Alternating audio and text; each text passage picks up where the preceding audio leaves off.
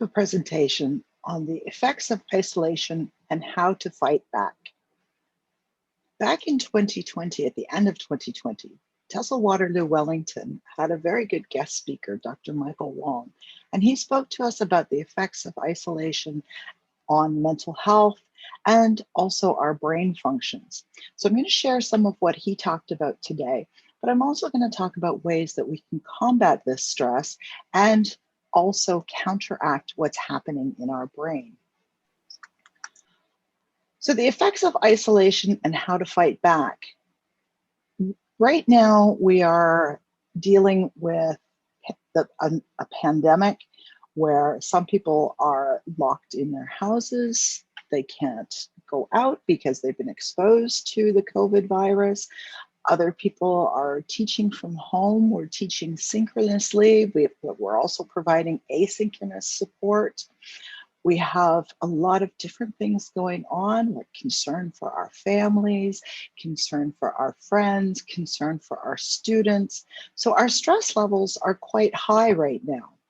And unfortunately, stress is not necessarily a good thing, as many of you know, and the effects of isolation compound the stress that we're going through. So when we look at stress, the stressors can be something that's personal, or it can be caused by the situation around you. So we're looking at an environmental stressor right now in COVID. And stress affects, or these situations affect people in different ways. So you may be an introvert at heart and you're quite happy with working from home. You may be an extrovert at heart and you're finding this quite difficult working from home because we're lacking that social interaction. And our students are feeling the same way. But when we look at stress, if we have low levels of stress, we're not motivated to perform a lot of the tasks that we need to do.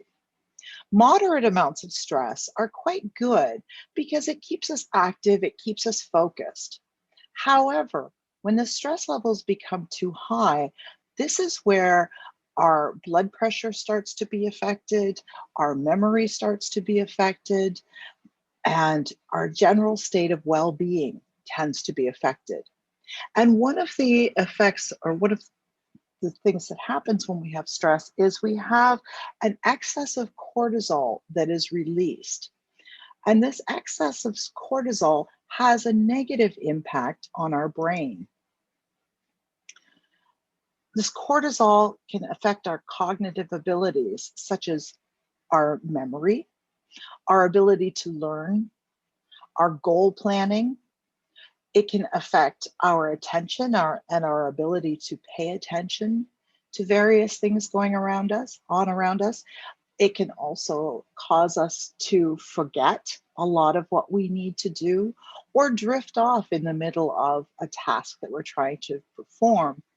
And also our problem-solving abilities are negatively affected. And high levels of stress over a long period of time, combined with our isolation, contributes to brain atrophy over a long period of time. Now, high levels of stress and isolation can also cause PTSD, so post-traumatic stress disorder. And when we look at being isolated and we look at our high levels of stress, common symptoms of all of this together is we're looking at having low moods, being irritable, being exhausted, being depressed, not being able to sleep, anger issues. We may be suffering from grief. There's also a numbness that starts to pervade us. And our emotions may not be very stable. So when we're looking at these stressors, and we look at the fact that we are isolated and that we can't reach out to a lot of people, it's no wonder that there is an increase in mental health awareness that's happening around us. When we are isolated and we're dealing with a lot of stress, there is a decrease in the hippocampus size. And the hippocampus helps with learning and memorizing. There's also a decrease in the prefrontal cortex size, which affects our setting and achieving of goals. It also helps us focus. Uh, we're also not able to process spatial information as well. And you may find too that you're having difficulty focusing on specific tasks. The worst is if you're in the middle of a synchronous class and you suddenly forget what it was that you were talking about. So you'll find that you may not be suffering from all of this, but the increased cortisol with the stress and the increased isolation that we are facing all have these negative effects on the brain. However, there is good news. The good news is that the brain is highly elastic and we can improve this elasticity. And even into adulthood, we can affect changes within our brain. We can improve the elasticity of it. We can enlarge the hippocampus size. We can also work on improving the prefrontal cortex. But all of these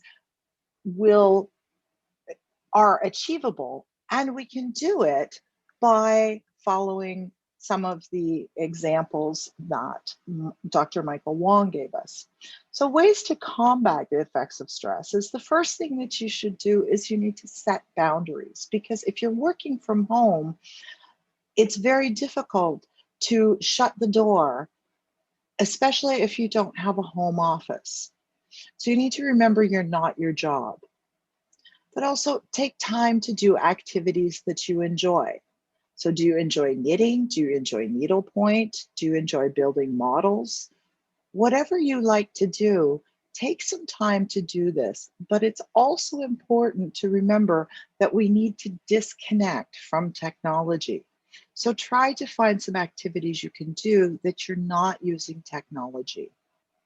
Another thing that we can do is go for walks. And it is cold in the wintertime in Canada. There's a lot of snow many times. In the summertime, it can be hot and humid, but even a brisk 10-minute walk can help reduce our stress levels.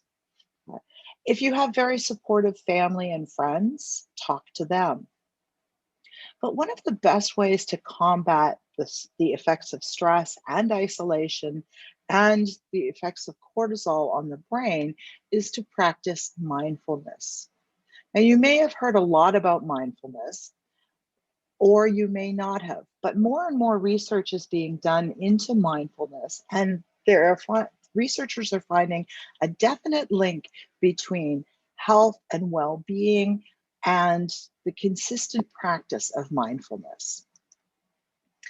There's some mindfulness apps that you can get that work for both Androids and iPhones or Apple products. The two that I highly recommend are Calm and Headspace. Now, both of these you can use for free for a period of time. You can also subscribe.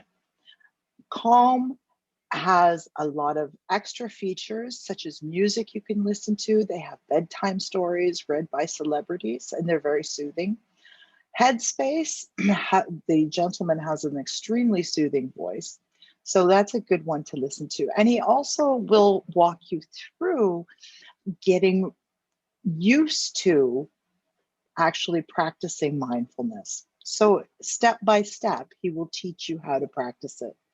If you're interested in seeing more, the URL that I've included at the bottom of this page has the top 20 apps the top mindfulness apps for 2020.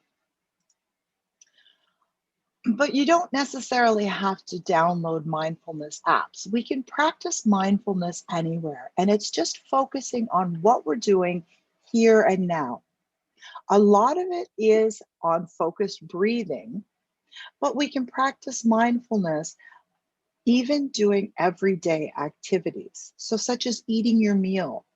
Focus on the taste and the smell and the texture of your meal. Just focus on that. And if you find that your mind is wandering, just go back to that focus. You can focus on slow breathing for 1 to 3 minutes. And most of the experts recommend that you breathe in through your nose and then out through your mouth. So in through your nose and out through your mouth. And just focus on the sensation of the air going in and the air going out. Now, you can also practice mindfulness by coloring. All the adult coloring books that are out there, you can focus on how the pen or your pencil feels on the page. You can focus on how the color changes based on the pressure that you're placing. You can also focus on what you see outside your window and just look. Don't think about other things, just focus. Maybe focus on a tree. Are there squirrels running around in your yard? Do you see birds? Look at the clouds. If there are clouds that are distinctive, unlike today where it's all gray and overcast, you can go for a walk as well, as I mentioned before, and you focus on the sights and the sounds that are all around you. So you're not thinking, you're not planning, you're listening to the sound of your foot and the crunch of the snow. You're looking at new flowers that might be coming up. You can also listen to music and focus on specific instruments. And another way to combat stress, of course, is physical exercise. So you can go online and you can find new dance moves. Dancing is great because you're getting your exercise, but if it's something that you've never done before, you're also focusing on the different movements, where to place your foot, where to place your arms. So you can use dancing as a way to practice mindfulness. I have a couple of resources here for you as well so that you can go and get help if you really need it. So Mind Beacon is now free for Ontario residents, and I have the URL here for you. The Canadian Centre for Mental Health and Sport also has a link with various resources on the page, such as phone numbers or websites. And then eMental Health, again, there are links for support for across Canada. So if you find that you are having difficulty, your stress levels are high, the isolation is really starting to affect you, you can practice some of these things in order to combat the negative effects that you're feeling. And finally, I would like to thank Dr. Michael Wong for his presentation to TESL WW. And a reminder that healthline.com has mindfulness apps for you.